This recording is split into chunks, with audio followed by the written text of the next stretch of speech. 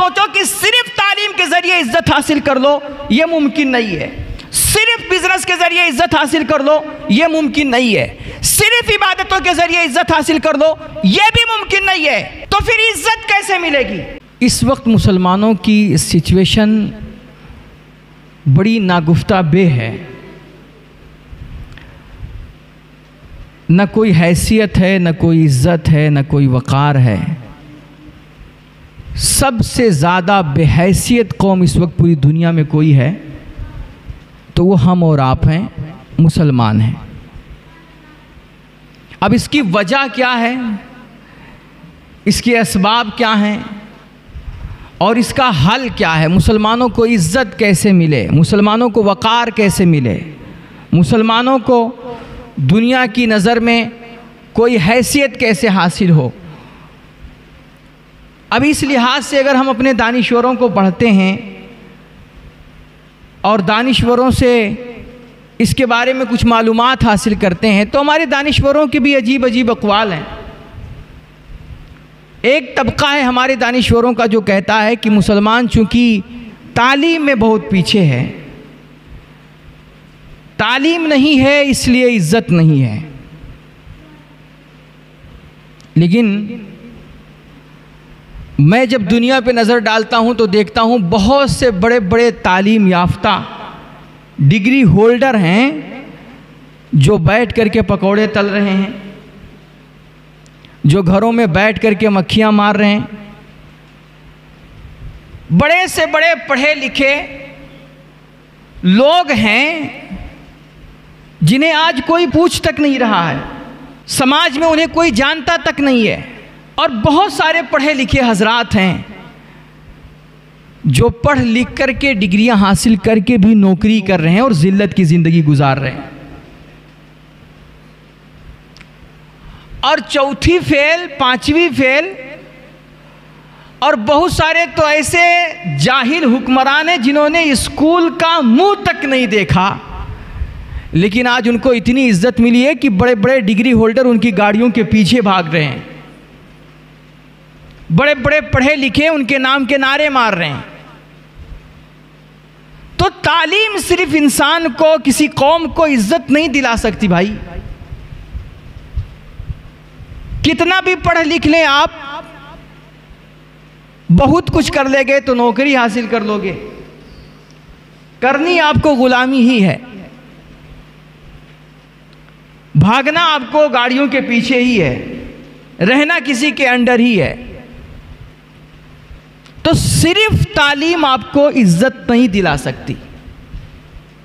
हमारे दानिश्वरों का एक तबका है जो कहता है कि नहीं नहीं, मुसलमान के चूंकि आमाल ख़राब हैं, इबादतें नहीं ठीक हैं, ये रोज़ा नमाज से गाफिल हो गया है इसलिए बेऔकात हो गया है, बेहैसियत हो गया है, बात ठीक है, लेकिन सिर्फ इबादत और आमाल तो किसी को इज्जत नहीं दिला सकते। वरना ये बताइए, मुसलमानों से बड़े मुत्तकी किसके पास हैं भाई? मुसलमानों से ज़्यादा औलिया किसके पास हैं? मुसलमानों से ज़्यादा पीर किसके पास हैं? मुसलमानों से ज़्यादा बड़े बड़े इबादत गुजार और नेकोकार किसके पास हैं? हकीकत में अगर किसी कौम में अल्लाह की सच्ची इबादत करने वाले लोग पाए जाते हैं तो मुसलमानों में ही पाए जाते हैं। फिर बड़े बड़े औलिया, बड़े बड़े सुलहा, बड़े बड़े मुत्तकी, बड़े बड़े उलमा और मुफ्तियाने किराम के होते हुए भी हमारी कौम आज जलील क्यों है? हमारी कौम आज रुस्वा था क्यों हो रही है? इससे पता चला कि सिर्फ रोज़ा नमाज और इबादतें आपको इज्जत नहीं दिला सकती हैं, वरना आज पूरी दुनिया में सबसे ज़्यादा सुरखरू कौम मुसलमान होता। लेकिन ऐसा नहीं है। कुछ लोग बोले कि नहीं नहीं हजरत, असल में क्या है, हमारी आपकी माली हालत ठीक नहीं है, फाइनेंशियल जो सिचुएशन है मुसलमानों की वो ठीक नहीं है, मुसलमान इक्तिसादी तौर पे कमज़ोर हो गया है, माली तौर पे कमज़ोर हो गया है, इस वजह से ये बेऔकात हो गया है, बेहैसियत हो गया है। इसकी कोई इज्जत नहीं है। हमने कहा चलिए ठीक है, लेकिन बहुत सारे ममालिक हैं और बहुत सारे लोग हैं कि जिनके पास अगर देखें तो बहुत सारे मुसलमानों में बड़े बड़े अरबपति मौजूद हैं, करोड़पति मौजूद हैं, बड़े बड़े मालदार हैं, और बहुत सारी मुसलमान कंट्रियां हैं जिनके मुल्क में जमीन सोना उगल रही है। तो फिर वो कंट्रियां क्यों नहीं इज्जत याफ्ता हैं? वो कंट्रियां, उनके पास क्यों औकात नहीं है? वो फिर दूसरों की गुलामी क्यों कर रही हैं? तो अगर आप कहते हैं कि सिर्फ माली हालत का ठीक होना इससे किसी कौम को इज्जत मिल जाएगी, तो ये भी किसी हद तक दुरुस्त नहीं है। बाज लोग कहते हैं कि तालीम हासिल करो तो इज्जत मिलेगी, कुछ कहते हैं आमाल सुधारो तो इज्जत मिलेगी, कुछ कहते हैं तिजारत में आओ, बिजनेस करो तो इज्जत मिलेगी। ये सारी चीजें इज्जत हासिल करने का वाहिद जरिया हो सकती हैं, एक एक जरिया हो सकती हैं, लेकिन आप सोचो कि सिर्फ तालीम के जरिए इज्जत हासिल कर लो, ये मुमकिन नहीं है। सिर्फ बिजनेस के जरिए इज्जत हासिल कर लो, ये मुमकिन नहीं है। सिर्फ इबादतों के जरिए इज्जत हासिल कर लो, ये भी मुमकिन नहीं है। तो फिर इज्जत कैसे मिलेगी? वकार कैसे मिलेगा? हमें हैसियत कैसे मिलेगी? तो अल्लाह का कुरान कहता है वातसिमू बिहब्लिल्लाहि जमीअन वला तफर्रकू, कि अगर तुम्हें इज्जत चाहिए, वकार चाहिए, हैसियत चाहिए, तो इल्म से, माल से, दौलत से और इबादत से सिर्फ हासिल नहीं कर सकते हो। अगर हकीकत में तुम्हें इज्जत और वकार चाहिए तो अल्लाह की रस्सी को मजबूती के साथ थाम लो, और खबरदार तुम फिरकों में मत बंटो, तफरके में मत पड़ो।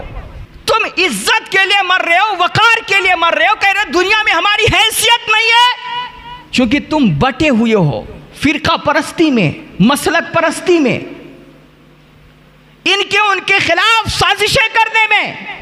इसकी वजह से आज दुनिया जिसके दिल में जहां आता है तुम्हें मार देती है। अभी देखिए 2 रोज पहले शेख इस्माइल हानिया के साथ जो हादसा हुआ, ये कितना अलमनाक हादसा है, कितना अलमनाक। पूरी उम्मत मुस्लिमा को गोया यतीम कर दिया गया। वो बतले जलील, बतले हुर्रियत, आखिर उनको कि उनका नाम सुनकर के इजराइल कांपता था, और कई ऐसे धचके दिए हैं ना, और ऐसे जख्म दिए उन्होंने इजराइल को कि इजराइल जिंदगी भर वो जख्म भूल नहीं पाएगा। और इसी वजह से वो हमेशा उनकी ताक में रहता था कि कहां, हमें 6 बार हमले हो चुके उन पे, लेकिन उसकी साजिश कामयाब नहीं हो पाई, हमेशा उसको नाकामी हाथ आई। लेकिन जब अपनों ने गद्दारी की, जब अपनों ने दगा किया, अपनों ने धोखा दिया, मैं बदगुमानी नहीं कर रहा हूं, लेकिन हाल यही है, हकीकत यही है। सवाल तो उठेगा कि वो बतले हुर्रियत कतर में रहे, महफूज रहे, और जगहों पे रहे, महफूज रहे, उन पे परिंदा उन पर भी ना मार सका, कोई उनका बाल भी बेका नहीं कर सका। लेकिन ईरान पहुंचते हैं तो उनको आसानी के साथ मार दिया जाता है। तुम्हें पहले जैसे इब्राहिम रईसी साहब पर हमला हुआ था, तुम्हें उसी वक्त छानबीन करना चाहिए था कि कौन है ये जासूस और कौन है हमारे मुल्क को इस तरह जो है हमारी सिक्योरिटी पे दाग लगाने वाला। और अगर तुमको अपनी सिक्योरिटी पे भरोसा नहीं था तो तुम्हें बुलाना ही नहीं चाहिए था। बाकी कंट्रीज में वो महफूज, लेकिन तुम्हारी कंट्रीज में आए उनको मार दिया गया आसानी के साथ। इसका मतलब ये है कि ये इतनी आसानी से कि कहां इजराइल कहां ईरान इतनी आसानी से उनको शिकार बना ले, टारगेट बना ले, ये तो नहीं हो सकता ना जब तक अंदर से उसको सपोर्ट ना मिले। तो मतलब ये होता है कि ये जो आज हमारी ये सिचुएशन है और हमारी ये जो हालत है, वजह ये है कि हम इसी मसलक परस्ती, फिरका परस्ती के चक्कर में खुद एक दूसरे के पैर काटने के तुले हुए हैं, खुद एक दूसरे के खून के प्यासे हैं। दुश्मन हमारा कुछ नहीं बिगाड़ सकता जब तक अपने अंदर का बंदा गद्दारी न करे। अल्लाह का कुरान कह रहा है, मुसलमानों अगर तुम्हें वकार चाहिए, इज्जत चाहिए, तो सबसे पहले तुम ये आपस की रंजिशें भूल जाओ।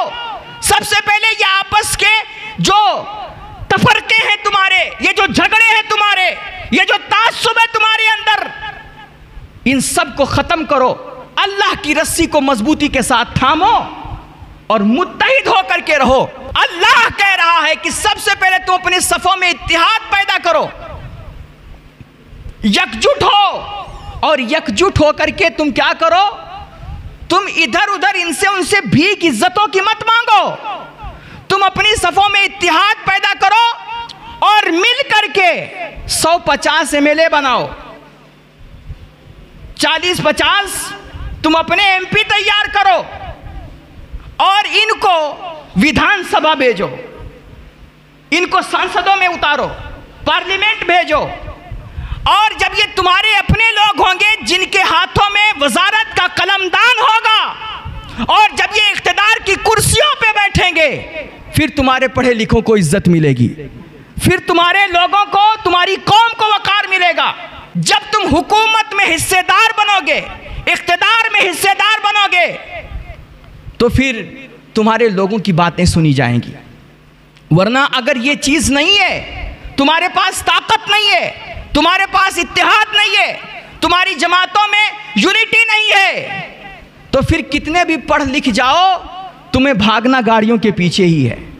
तुम कितने भी IPS, IAS, IPS बन जाओ, तुम्हें करना नौकरी है और सुनना दूसरों की ही है। वरना अगर दूसरों का नहीं सुनोगे ना, तो फिर तुम्हारा ट्रांसफर हो जाएगा, नौकरी चली जाएगी।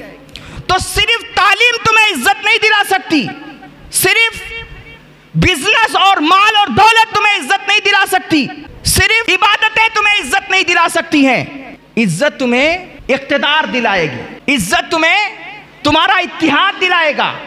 जब तुम अपने लोगों को चुन करके उनके हाथों में वजारत का कलमदान थमाओगे, उनको कुर्सियों पर बिठाओगे और इख्तिदार में हिस्सेदार बनोगे, तब फिर तुम्हारी बातों की सुनवाई होगी और तुम्हारे पढ़े लिखों को इज्जत मिलेगी और तुम्हारी माल दौलत अखलाक हर चीज की कदर होगी।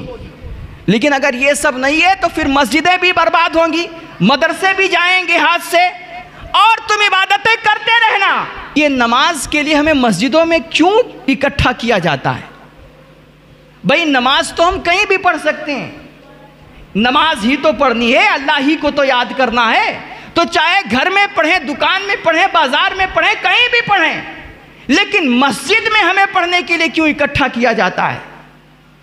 मस्जिद में पढ़ने के लिए इकट्ठा इसीलिए किया जाता है कि तुम यहां आओ, सफबंदी करो, कंधे से कंधा मिला करके खड़े हो। अल्लाह कंधे से कंधा क्यों मिलाएं? ताकि तुम्हारे आपस के दिल मिल जाएं। आपस के दिल मिलेंगे तो क्या होगा? तुम एक मजबूत कौम बन करके उभरोगे। तुम्हारे दिल मिलेंगे, तुम्हारे अंदर इत्तिहाद होगा, आपसी भाईचारा होगा, मोहब्बत होगी, तो दुनिया तुम्हें मिटा नहीं पाएगी, तुम एक दूसरे के लिए तड़पोगे। अच्छा, फिर जब जमात खड़ी हो जाती है, सफबंदी हो जाती है, कंधे से कंधे मिल जाते हैं, कहते हैं अब चलो सबकी कंधे से कंधे मिल गए, अब अपने अपने तौर पे नमाज पढ़ लें। अल्लाह कह रहा, हमारी शरीयत कह रही नहीं, अभी भी नमाज नहीं होगी, ऐसे नमाज नहीं होगी। तुम आगे अपना एक इमाम भेजो, अपना एक कायद चुनो, अपना एक रहनुमा चुनो पहले, और फिर उस रहनुमा की इख्तिदा करो। वो रुकू में जाए तो तुम रुकू में जाओ, वो सजदा करे तो तुम सजदा करो, वो क़ियाम करे तो तुम क़ियाम करो, तुम अपने इमाम की इख्तिदा करो। मैं तुम्हारी ये नमाज 27 दर्जा बढ़ा करके अपनी बारगाह में कबूल करूंगा, और तुम्हें जो तन्हा नमाज पढ़ रहे थे उसका जो सवाब मिलने वाला था, उससे 27 दर्जा गुना बढ़ा करके मैं तुम्हें सवाब अता करूंगा। तो इससे क्या पता चलता है? ये सबक है जो हमें प्रैक्टिकल रोजाना 5 दफा कराया जाता है, प्रैक्टिकली तौर पर, अमली तौर पर ये हमारी तरबियत की जाती है। वरना मस्जिद में बुलाने का मकसद सिर्फ इबादत करना नहीं है, अल्लाह अल्लाह करना नहीं, वो तो तुम कहीं से भी कर सकते हो और किसी भी जगह कर सकते हो। मस्जिद में तुम्हें इकट्ठा करने का मकसद ये है ताकि तुम 5 दफा तुम्हें ये रोजाना सबक पढ़ाया जाता है कि तुम ये सबक अपने ज़हन और दिमाग में बिठा लो कि जब तक तुम्हारी सफों में इत्तिहाद नहीं होगा, तुम्हारे एक दूसरे से दिल नहीं मिलेंगे, कंधे नहीं मिलेंगे, तुम्हें एक दूसरे के शाने बशाना नहीं खड़े होगे, और जब तक तुम्हारा अपना कोई रहनुमा नहीं होगा तुम्हें दुनिया कोई इज्जत नहीं देगी। कहते हैं मुत्तहिद हो तो बदल डालो निजामे गुलशन, मुंतशिर हो तो मरो शोर मचाते क्यों।